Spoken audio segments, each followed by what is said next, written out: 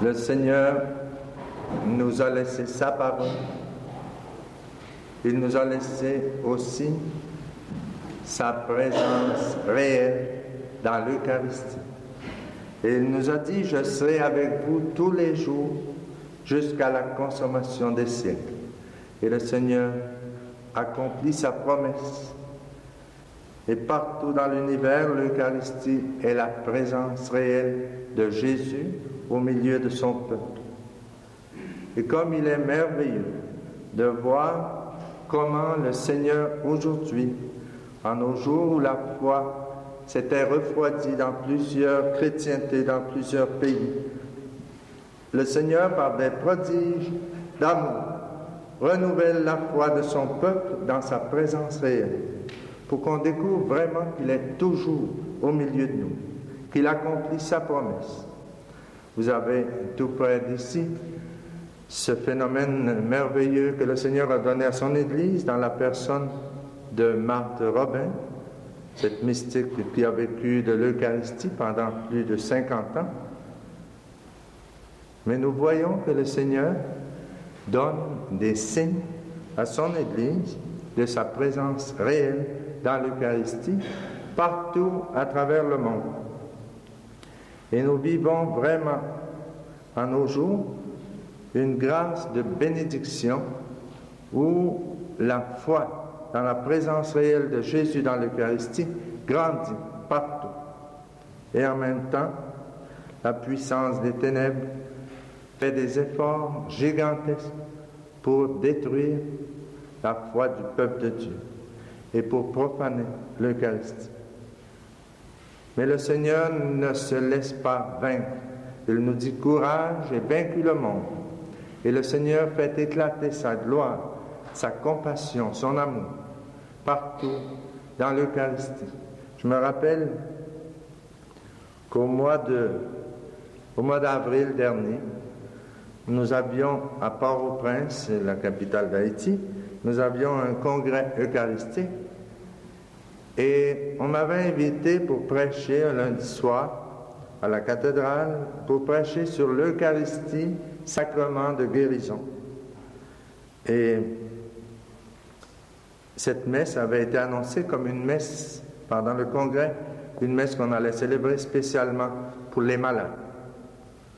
Et c'est vraiment la pastorale de Jésus qui se met en œuvre quand nous annonçons qu'il va y avoir une attention toute spéciale pour les malades. Nos églises se remplissent. Comme Jésus guérissait les malades et les gens allaient nombreux à lui, et là il proclamait le royaume, encore aujourd'hui, c'est la même manifestation de la compassion du Seigneur quand nous célébrons une Eucharistie spécialement pour les malades. Alors la cathédrale de Port-au-Prince, qui est très grande, quelques-uns d'entre vous l'ont vu, c'est une grande cathédrale, et ce soir-là, elle était remplie. Même les allées centrales, tout était plein. Et les gens débordaient dans les portes de la cathédrale. Il y avait beaucoup de gens dehors qui ne pouvaient pas entrer. Il y avait au moins 3000 personnes qui assistaient à la messe pour les malades et à la conférence sur l'Eucharistie, sacrement de guérison. Et alors on a vu comment la foi de ces gens-là, qui sont d'une foi très simple, était capable de les pousser à faire des sacrifices très grands. Il y avait des malades de toutes sortes. Et là, devant l'autel, nous avons vu arriver des gens avec une paralytique. Une dame de 36, 37 ans, qui était paralysée depuis 1 an et demi. Elle était incapable de s'asseoir, elle était incapable de marcher. Et sa famille l'avait conduite à New York pour la faire examiner par de bons spécialistes et pour demander des traitements pour cette dame, mais il n'y avait eu aucun résultat. Alors, après être revenu de ce traitement de New York, il y avait la messe pour les malades à la cathédrale de Port-au-Prince. Ils sont venus avec la malade dans un petit lit de Boy Scout et ils ont déposé la malade devant l'autel, comme le peuple de Galilée, le soir tombant, allait déposer ses malades aux pieds de Jésus, là-bas à Capharnaüm. devant la maison de Saint-Pierre. Ils ont fait la même chose. Ils ont déposé la paralytique devant l'autel. Nous avons eu la conférence sur l'Eucharistie, sacrement de guérison. Et ensuite, nous étions 14 prêtres qui concélébraient la messe. Et tous ensemble, nous avons prié pour les malades qui étaient là. Et le Seigneur est venu confirmer la parole par des signes. Et après la communion, nous avons fait une prière communautaire pour tous les malades. Et le Seigneur nous a donné plusieurs paroles de connaissance pour annoncer quelques-unes de ces manifestations d'amour parmi ces malades. Mais voici que, à la fin de la célébration, les prêtres, nous sommes retournés à la sacristie pendant que toute l'assemblée chantait, et on était en train d'enlever nos ornements sacerdotaux à la sacristie quand tout à coup nous avons entendu un cri dans la cathédrale. On a dit, qu'est-ce qui se passe? Ils sont allés voir quelques-uns de la sacristie. Ils ont dit, c'est la paralytique qui s'est levée. La dame qui était paralysée et qui n'était pas capable de marcher depuis 1 an et demi, tout à coup, après la célébration, s'est levée d'un bond et s'est mise debout. Et là, elle a commencé à marcher. Et ces gens d'Haïti, qui sont d'une foi très simple et très communicative, ont commencé à crier de joie. Et là, quand on est allé voir dans la cathédrale de Port-au-Prince était en train de se transformer dans une immense salle de danse. Tout le monde criait, il dansait. Il dansait en cercle autour de la paralytique qui marchait toute seule. Et ça a été une fête dans la cathédrale, tellement que la religieuse qui était là au microphone et qui dirigeait le chant disait, mais taisez-vous, taisez-vous. Mais comment allons-nous nous taire quand la gloire de Dieu éclate comme ça? Les gens étaient incapables de se taire. Et là, ils chantaient, ils dansaient, et la dame est sortie en marchant seule. Et le lendemain, elle marchait seule sur la rue Port-au-Prince. Et l'impact de cette guérison a été très grand pour éveiller la foi du peuple de Dieu, pour nous rappeler la présence réelle de Jésus dans l'Eucharistie. C'était le thème de la conférence du soir, l'Eucharistie, sacrement de guérison. Et le Seigneur est venu confirmer devant son peuple que l'Eucharistie est vraiment un sacrement de guérison.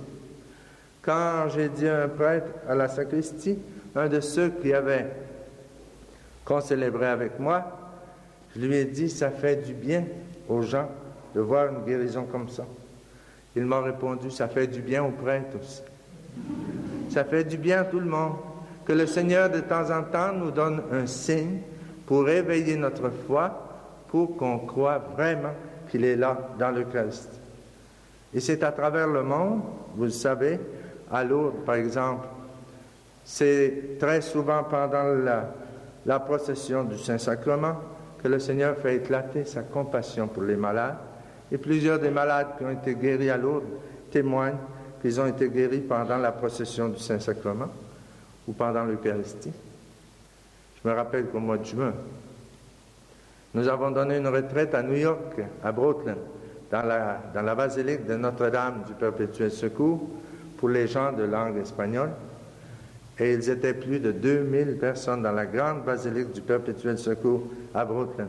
Nous avons eu une retraite de fin de semaine, ce que vous appelez en bon français un week-end. Et là, nous avons, en terminant la retraite, ces gens-là aiment beaucoup les processions. Et en pleine ville de New York, nous avons demandé aux policiers l'autorisation pour pouvoir faire une procession avec le Saint-Sacrement dans les rues de Brooklyn. Et nous avons eu l'autorisation. Ils ont arrêté la circulation. Et là, on a commencé à faire une procession. On était plus de 2000 personnes.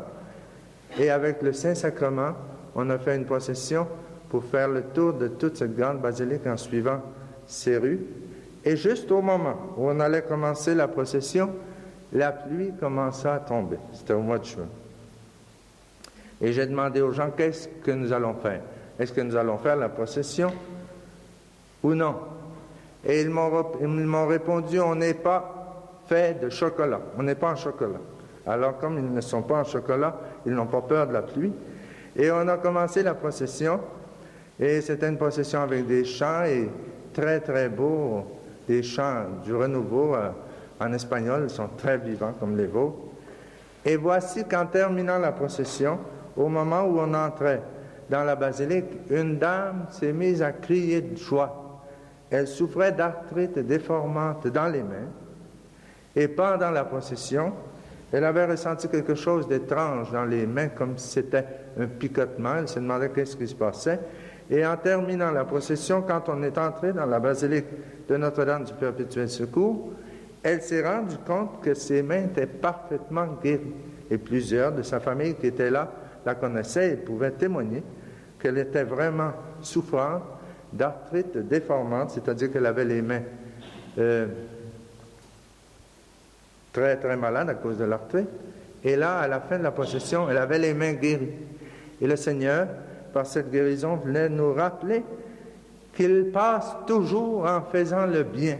Il est présent dans l'Eucharistie et avec lui, nous avons fait la procession en chantant des chants de louange et d'action de grâce à sa présence réelle et il passe en faisant le bien et il passe toujours en bénissant son peuple. Et il y a des signes un peu partout dans le monde. Je ne voudrais pas parler seulement de guérison physique, mais c'est ce qui se voit le plus facilement. Ce qu'on ne voit pas, c'est la transformation des cœurs. Quand quelqu'un commence vraiment à adorer l'Eucharistie, à visiter le Saint-Sacrement, il y a des bénédictions extraordinaires. Et vous êtes ici une communauté qui donnait beaucoup de temps à l'adoration au Saint-Sacrement. Et moi, je puis vous dire aujourd'hui que pendant mon court séjour dans cette communauté de l'agneau immolé du Lion de Juda, dans cette communauté du Lion de Juda, ce que j'ai vu de plus beau ici, c'est le temps que vous consacrez à l'adoration de l'Eucharistie, du Saint-Sacrement, à l'adoration de Jésus réellement présent au Saint-Sacrement. Je vous raconte un témoignage de plus pour ensuite avec vous réfléchir sur ce grand mystère d'amour qu'est l'Eucharistie. On était à Mexico au mois de novembre, nous avions donné une retraite du renouveau à Mexico et à la fin de la retraite, on avait annoncé que la messe serait pour les malades. Alors nous avons dû changer de salle, d'église pour aller célébrer la messe en plein air à un endroit qu'on appelle le sanctuaire de Nuestra Señora de los Remedios, la Vierge des remèdes. Ils ont cette dévotion là-bas. Et là, ils ont comme un centre, c'est comme si c'était un centre de sport, dehors, des bancs. Il y a de la place pour asseoir 6000 personnes. Et en bas, il y a l'autel avec un petit toit. Et c'est là qu'on célèbre les grandes fêtes à la Vierge à Mexico. Et les sièges étaient tous remplis et il y avait des gens qui ne pouvaient pas s'asseoir, qui ne logeaient pas dans les sièges. On calculait qu'il y avait au moins 7000 personnes à la messe des malades. Et pendant la messe, les prêtres, nous avions un toit au-dessus de l'autel. Nous étions en paix. Mais pendant la messe, la pluie a commencé à tomber. C'est toujours la même histoire. On a beau dire qu'il ne pleut pas beaucoup, mais c'est toujours humide la pluie. Et c'est un problème pour les malades. Et la pluie a commencé à tomber doucement, mais ça continuait persistant. Alors moi, après l'homélie, j'ai dit aux gens, si vous voulez, nous allons faire la prière tout de suite pour les malades, au moment de la prière pour les fidèles, l'oraison pour le fidèle. Nous allons faire la prière tout de suite pour les malades, et s'il y en a parmi vous qui doivent partir à cause de la pluie, vous aurez participé à la prière communautaire pour les malades. Et au moment de l'oraison des fidèles, la prière universelle, je veux dire, nous avons prié pour tous les malades, et le Seigneur a commencé à bénir les malades, et nous avons eu des paroles de connaissance pour annoncer quelques guérisons que Jésus faisait, et qui se sont vérifiées ensuite dans les témoignages. Mais les gens sont restés là, malgré la pluie qui tombait, fine, persistante, tout le monde est resté à l'Eucharistie. Et pendant la distribution de l'Eucharistie, les prêtres, nous étions accompagnés d'une personne qui avait un parapluie et qui nous accompagnait pour pouvoir porter le ciboire et aller porter la communion à tous ces malades. Nous étions plusieurs prêtres. Et on était en train de distribuer la communion quand tout à coup, dans la foule, dans les bancs, un homme a crié « Gloria a Dios !» Et tout le monde s'est mis à regarder qu'est-ce qui se passe. Il avait crié en espagnol, « Gloire à Dieu ». Tout le monde s'est mis à regarder. C'était un homme qui avait à peu près 32, 34 ans. Et sa mère, qui était à ses côtés, s'est mise à pleurer. Elle a dit, « Mais il était muet! Il était muet! » Il venait de communier et Jésus a délié sa langue. Il avait parlé quand il était petit garçon. Il avait eu une maladie très grave et il avait perdu complètement l'usage de la parole. Et le même Jésus qui a délié la langue des muets pendant sa vie publique, parce qu'il est présent dans l'Eucharistie, il a la même puissance, la même compassion et il fait les mêmes prodiges. Et là, juste après la communion, le Seigneur l'a guéri. Et cet homme-là s'est levé avec sa mère.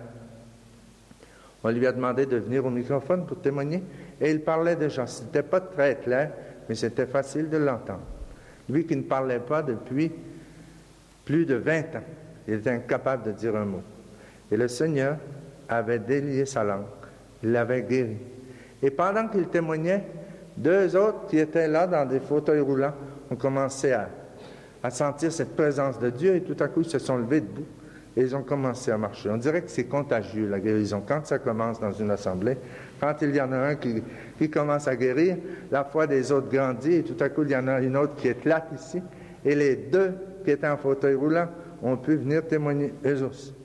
Mais ce qui m'a impressionné, ça a été de voir qu'on avait prié pour les malades au moment de la prière universelle. Et le Seigneur avait béni des malades qui ont témoigné. Mais la grande guérison que nous avons vue, ça a été celle du muet qui a guéri juste après avoir reçu l'Eucharistie. Et pour nous, pour toute l'Assemblée, ça a été un signe très fort de la présence réelle de Jésus dans l'Eucharistie. Et vous savez, et ce n'est pas seulement par des signes de guérison physique que le Seigneur manifeste sa présence réelle dans l'Eucharistie. Il y a des prodiges merveilleux, ce dont je vous parlais tout à l'heure. Cette merveille de la vie de Marthe Robin, qui a vécu plus de 50 ans sans manger absolument aucune nourriture, en s'alimentant seulement du pain vivant descendu du ciel, de l'Eucharistie, une fois par semaine. Il y a des personnes, il y a des chrétiens qui doutent de la présence réelle de Jésus dans l'Eucharistie. Il y en a même qui nient cette réalité. Il y avait quelqu'un qui disait un jour, comme ils sont courts d'intelligence, comme ils sont peu intelligents, les catholiques qui croient que Dieu, le Créateur du ciel et de la terre, est présent dans un petit morceau de pain. Comme ils sont peu intelligents. Et un autre qui était là, un catéchiste, qui était un homme de beaucoup de foi, lui a répondu. Il lui a dit, si ce n'est pas vrai que Jésus est présent dans l'hostie consacrée, dis-lui à Jésus qu'il est un menteur. Parce que c'est lui qui nous a dit, prenez et mangez, ceci est mon corps, faites ceci en mémoire de moi. Et parce que nous croyons en sa parole, nous célébrons l'Eucharistie et Jésus vient nous alimenter de son corps et nous purifier de son sang. Et nous le croyons d'abord parce que c'est Jésus qui l'a dit. Et sa parole est vérité. Nous le croyons parce que nous croyons en sa parole. Et le Seigneur, dans sa bonté, dans sa compassion, nous donne, comme je viens de vous dire, des signes très nombreux à travers le monde entier pour renouveler la foi de son peuple en sa présence réelle. Il y a des chrétiens qui ne croient pas en la présence réelle de Jésus dans l'Eucharistie, mais le démon croit que Jésus est présent dans l'Eucharistie. Satan le croit tellement qu'il se sert de plusieurs chrétiens à travers le monde pour profaner l'Eucharistie. Et aujourd'hui, je voudrais vous inviter à prier souvent pour réparer les profanations contre l'Eucharistie. Vous savez qu'à travers le monde, les sectes sataniques se multiplient partout. Il y en a même en France, il y en a en Angleterre, aux États-Unis, il y en a partout à travers le monde qui se multiplient. Et ces sectes sataniques essaient d'avoir pour leur cérémonie des hosties consacrées pour leur culte à Satan. Et ils se réunissent ensemble pour faire des prières d'adoration à Satan et pour profaner l'Eucharistie. Et ce n'est pas une nouvelle pour vous que ça existe, ça. Mais voyez comme Satan essaie de profaner l'Eucharistie par ces gens qui se laissent influencer pour être ce que nous avons rencontré en France, dans une ville de France, une dame qui était une pourvoyeuse d'hosties. Et son travail dans la secte satanique, c'était d'aller aux différentes églises chercher l'hostie consacrée, comme si elle allait communier, et elle faisait voir qu'elle communiait et elle apportait l'hostie pour la donner à cette secte satanique. Et là, ils faisaient tout leur culte à Satan avec l'hostie consacrée. Et nous avons fait, dans cette ville, une prière d'exorcisme liturgique, parce que cette femme, après avoir profané plusieurs fois l'Eucharistie de cette façon-là, a eu un remords de conscience très grand, et elle voulait en sortir. Et pour en sortir, parce qu'elle s'était consacrée elle-même à Satan, pour en sortir, elle avait besoin d'un exorcisme liturgique, et nous avons participé à cet exorcisme liturgique pour demander à Jésus de rompre ses chaînes, parce qu'elle s'était consacrée elle-même à Satan, et elle avait signé sa consécration avec le sang de sa main gauche. Et sa consécration était signée, elle faisait un pacte avec Satan pour avoir du pouvoir. Elle acceptait de passer l'éternité avec lui en enfer. C'était très bien écrit, tout était clair et elle signait son nom. Mais après avoir été trompée, elle a reçu une grâce de conversion et là, elle avait besoin d'une délivrance, d'un exorcisme liturgique que l'Église a fait 2 fois pour demander au Seigneur de rompre ses chaînes et de lui redonner sa liberté. Mais pour nous, ça a été une expérience triste de voir comme elle avait profané l'Eucharistie plusieurs fois depuis quelques années en allant à différentes églises. Et son travail, c'était d'être la pourvoyeuse d'hosties pour une secte satanique. Et la cérémonie se faisait dans le diocèse de Valence. Et ça m'a impressionné beaucoup de voir que dans le diocèse même, où a vécu Marthe Robin, où le Seigneur a fait des prodiges d'amour pour renouveler la foi de son peuple dans la présence réelle dans l'Eucharistie, le malin veut profaner l'Eucharistie dans ces sectes sataniques. Et il y en a à travers le monde. Et je vous dis, il y a des gens qui ne croient pas vraiment à la présence réelle, mais Satan y croit tellement qu'il pousse des humains à profaner l'hostie consacrée. Un jour, à Montréal, où il y a 2 temples sataniques, il y en a partout dans le monde. À Montréal, on est sûr qu'il y en a au moins 2 centres où les sectes sataniques se réunissent pour prier Satan et pour l'adorer et pour blasphémer Dieu. Un sacristain a voulu faire une expérience. Il savait que les sectes sataniques avaient brisé les tabernacles pour voler des hosties consacrées, qu'ils avaient volé des hosties consacrées à travers le pays. Et lui a voulu faire une expérience. Il a pris une hostie qui n'était pas consacrée. Il a pris l'hostie à la sacristie et il est allé leur vendre cette hostie. Il donnait 5 $ pour une hostie consacrée, la secte satanique. Et il leur a vendu comme si c'était une hostie consacrée. Ils l'ont payé 5 $. Alors les jeunes, le dimanche, ont eu leur cérémonie, les jeunes de la secte satanique, avec cette hostie qui n'était pas consacrée, et ils sont revenus porter l'hostie au sacristain. Ils étaient enragés. Ils ont dit, tu nous as menti. Cette hostie-là n'était pas consacrée parce qu'on a fait notre culte à Satan. Il n'y a rien qui s'est passé. Il y a des hommes qui ne croient pas que Jésus est là, mais Satan le croit. Et comme ce n'était pas une hostie consacrée, les choses étonnantes que Satan fait dans ses profanations ne sont pas arrivées. Mais je voudrais vous dire aujourd'hui quelque chose de plus. Le Seigneur non seulement permet qu'on voit des choses tristes, comme cet exorcisme dont je vous parle, non seulement il permet qu'on voit à travers le monde des profanations de l'Eucharistie, ce qui est très triste. Mais le Seigneur veut renouveler notre foi vraiment dans sa présence réelle dans l'Eucharistie. Et dans une ville de France, alors que je prêchais, un soir, un religieux, cette année, un religieux, portait sur lui l'Eucharistie avec la permission de son évêque.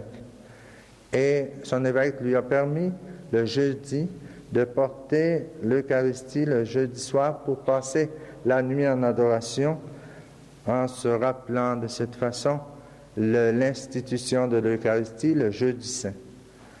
Et il portait l'Eucharistie dans la custode que nous utilisons pour aller porter la communion aux malades.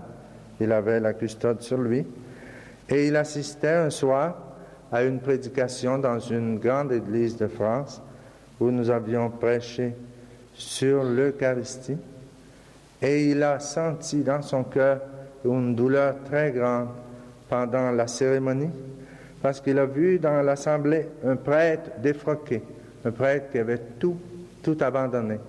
Et le Seigneur a permis que ce religieux ressente dans son cœur une douleur très grande. Il était très impressionné de ce qui lui était passé quand il s'est rendu compte que ce prêtre défroqué qui avait vraiment trahi l'Église était là présent. Que vous soyez une communauté qui répare les offenses contre l'Eucharistie, contre la présence réelle dans l'Eucharistie. Et si vous êtes la communauté de l'agneau immolé, et le Seigneur veut que votre foi grandisse, que vous ayez une foi de plus en plus ferme, que vous croyez vraiment que l'agneau immolé est présent dans l'hostie sainte chaque fois que vous venez recevoir l'Eucharistie. L'Eucharistie est un sacrement de guérison pour le corps et un sacrement de guérison pour le cœur et pour l'âme.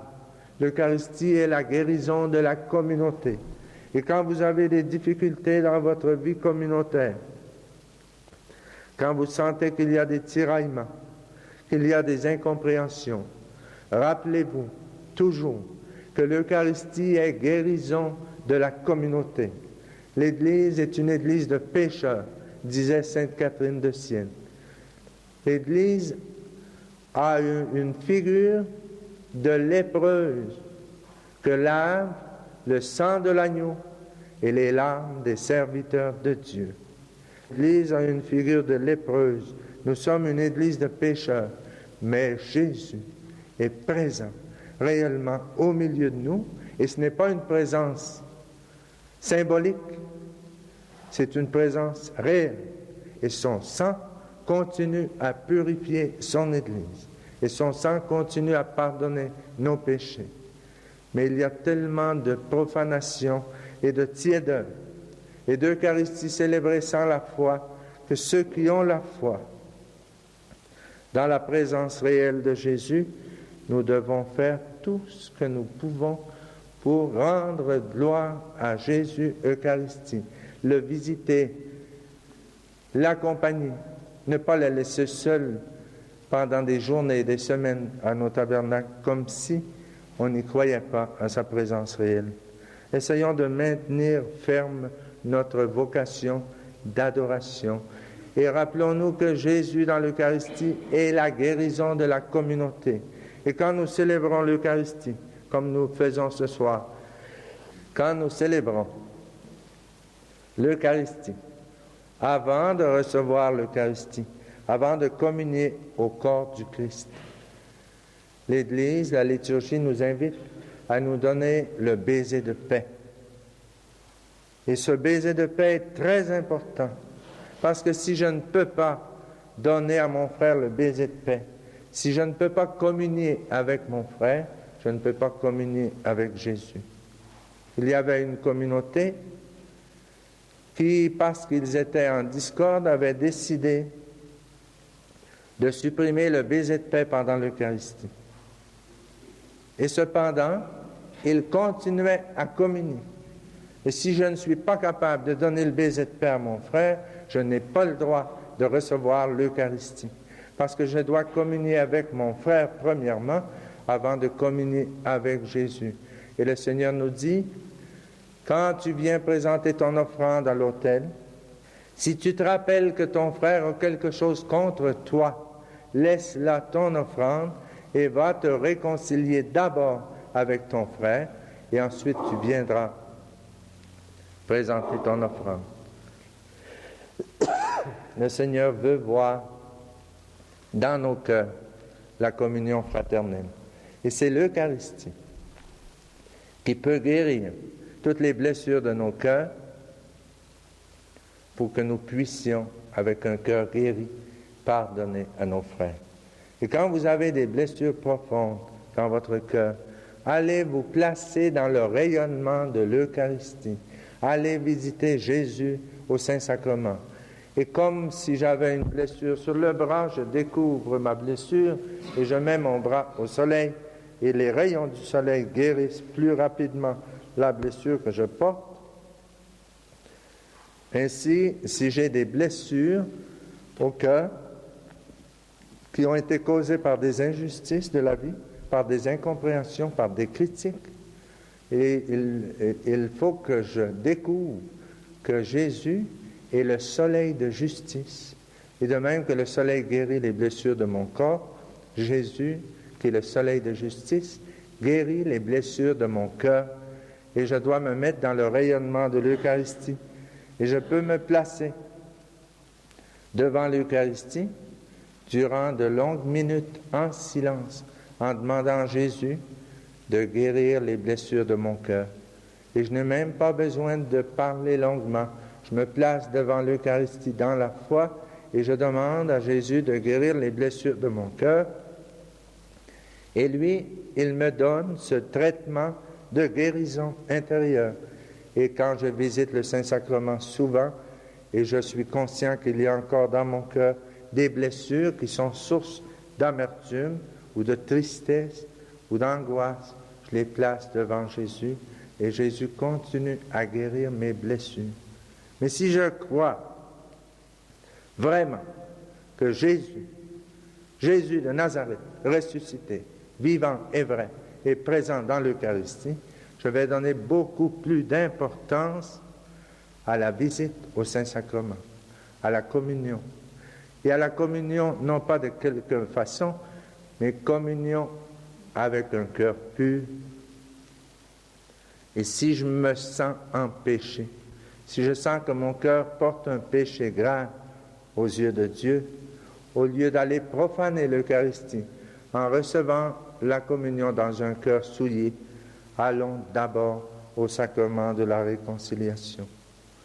Il y a des gens qui ont perdu le sens du péché et qui vivent dans une vie de péché et qui vont communier comme si il n'y avait pas de problème. Il y a des gens qui ne se confessent plus, alors que Dieu nous a donné ce sacrement de la réconciliation pour nous purifier de nos fautes. Et il nous aime tellement qu'il veut nous le dire dans le creux de l'oreille. Il y a des gens qui ne sont pas catholiques et qui vous disent « Moi, je me confesse avec Dieu. » Et nous aussi, nous nous confessons avec Dieu. Mais Dieu nous aime tellement qu'il veut nous parler. Il veut nous parler dans le creux de l'oreille. Et il veut nous dire « Je t'absous de tes péchés au nom du Père et du Fils et du Saint-Esprit. » Et Dieu, dans toute l'histoire du salut, a toujours parlé à son peuple par la voix de ses prophètes. Et il continue à parler à son peuple par la voix de ses prophètes. Et chaque fois qu'un prêtre te donne l'absolution, il te parle au nom de Jésus. Il ne te dit pas « Je t'absous de tes péchés en mon nom ». Je serais incapable de te purifier de tes péchés en mon nom. Mais il te parle au nom de Jésus. Il te dit « Je t'absous de tes péchés au nom du Père et du Fils et du Saint-Esprit ». Et chaque absolution est une authentique prophétie. C'est-à-dire que le prêtre, quand il donne l'absolution, il est prophète de Jésus-Christ. Il te parle au nom de Jésus. Et essayons, mes frères, de de nos communions, des rencontres intimes avec le Seigneur. Demandons à Jésus aujourd'hui, à Jésus Eucharistie, qui est sacrement de guérison, de guérir notre aveuglement pour que notre foi grandisse. Vous voyez, il y a le passage des disciples d'Emmaüs. L'Évangile nous dit qu'après la mort de Jésus, les disciples d'Emmaüs retournaient tristes dans leur petit village parce que Jésus avait été crucifié et ils étaient tellement blessés parce que Jésus avait été condamné par les souverains pontifes, par les grands prêtres. Et là, ils étaient tellement blessés dans leur cœur que l'Évangile dit, Jésus en personne est apparu au milieu d'eux et leurs yeux étaient incapables de le reconnaître. Parce qu'ils étaient tellement blessés, ils étaient incapables de reconnaître Jésus. Et Jésus a commencé à leur expliquer les prophéties, à leur rappeler la parole des prophètes et tout ce qui avait été annoncé. Et la parole de Dieu nous guérit et leurs blessures guérissaient peu à peu. Et l'Évangile continue en disant, et leurs yeux s'ouvrirent et ils le reconnurent. Quand ils ont été guéris dans leur cœur, ils ont été capables de reconnaître Jésus qui était là, réellement présent. Et quand je suis très blessé, parfois j'ai de la misère à reconnaître Jésus dans mes frères. Mais plus je serai guéri par Jésus, eucharistique et sacrement de guérison, plus il me sera facile de découvrir la présence de Jésus dans la communauté, la présence de Jésus dans mes frères. Et plus il me sera facile d'accepter que Jésus, qui est présent dans l'Eucharistie, est là réellement présent. Même si nous n'avons pas tous les jours le privilège de voir le sang réel de Jésus sur l'hostie blanche. Même si nous n'avons pas tous les jours le privilège de voir une paralytique qui se lève après la communion, un muet qui commence à parler, dont la langue est déliée par Jésus présent dans l'Eucharistie. Même si nous ne voyons pas tous les jours ces signes, ces prodiges, croyez-le, le Seigneur les donne abondamment à travers le monde. Et croyons que l'Eucharistie est pour moi aussi un sacrement de guérison. Et profitons de cette présence de Jésus au milieu de nous, au tabernacle, dans la célébration de l'Eucharistie, pour lui demander tout ce dont nous avons besoin. Et demandez, Jésus dit, demandez. Jusqu'ici, vous n'avez encore rien demandé. Le Seigneur se plaint de notre manque de confiance. Il dit, jusqu'ici, vous n'avez encore rien demandé. Demandons au Seigneur tout ce dont nous avons besoin et déposons dans la plaie sanglante de son cœur ouvert toutes nos angoisses, nos tristesses, tous nos péchés, pour qu'il nous purifie de son sang.